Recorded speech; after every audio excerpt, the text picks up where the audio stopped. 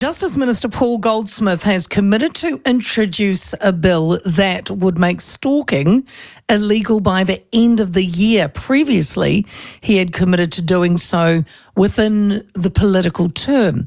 The news comes the same day New Zealand's most prolific stalker, Antonio Glenn Castellano, also known as Glenn Green, was sentenced to 4 years and 2 months imprisonment.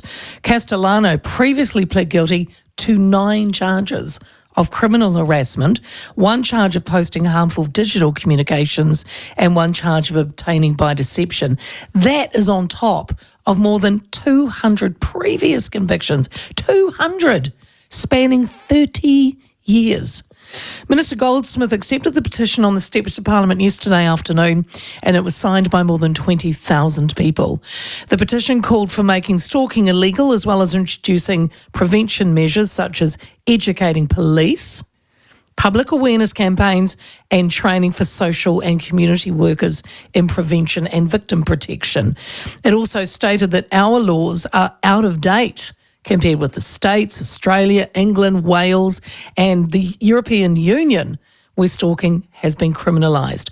Dr. Suzanne Manning is the National President of the National Council of Women, and she joins me now. Suzanne, good afternoon. Kia ora. It's nice to be here. Well, thank you for your time. And you were, I believe, there yesterday, Suzanne, with the petition, along with other representatives from women's organisations. How good did that feel? It was good to actually be there and be part of this that's been organised around the Auckland Coalition for the Safety of Women and Children, but it encompasses so many other women's groups. So being there felt like we were a collective voice telling the government what it is that we want. Yeah.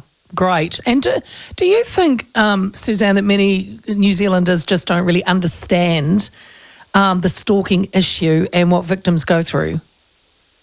Definitely. I think you don't experience it. It's easy to trivialise it. It's like, somebody's got to harden up, just because somebody puts a letter in your letterbox. But if it's you that's getting the letter every day, multiple days, saying nasty things, it becomes that repetitive build-up of things that is just so much more. People focus on only one incident, but stalking, like that guy you just were talking about, 200 convictions, 30 years. We're not talking a one-off. Yeah. Unbelievable. Women's Refuge has said that the police need to do more training as well to understand psychological harm, not just physical harm, which they understand. I mean, that's a good call. Do you agree?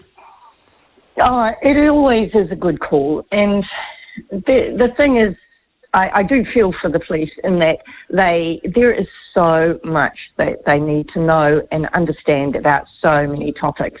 And you're never going to get the perfect police officer, we'll give you that.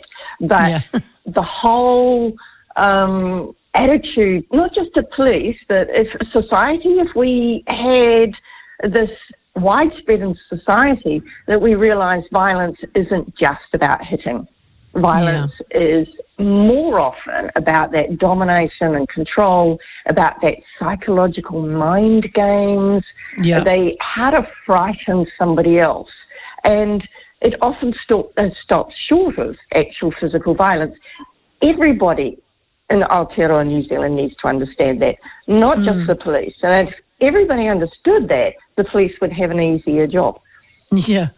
I noticed too that the petition called for more public awareness campaigns. And I thought about that. I thought, I have never seen, a public, campaign, a campaign against stalking. And I thought, my gosh, it's so important to be put out there in the public arena. And we're in 2024. It's quite amazing. This is what this coalition has been trying to do, actually, bring it to the forefront. But it is interesting that it hasn't, because it does go under the radar too much, that people don't see it as that big thing out there. But at the moment there was a TV series, this Baby Reindeer, where somebody's been stalking. Yep. And suddenly, was it just me? So many people are talking about it. And it's raising the profile. Now, I wouldn't recommend that program particularly is is the best way of doing things, but it shows you that captures the attention of the public, and anything can happen.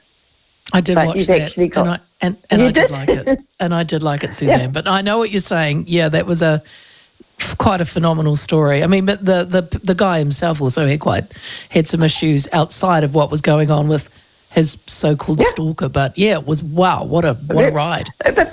But we all have issues, right? But so long as our issues aren't actually harming someone else, then okay, let's just let ourselves deal with our own issues without the added pressure of somebody coming in trying to intimidate you.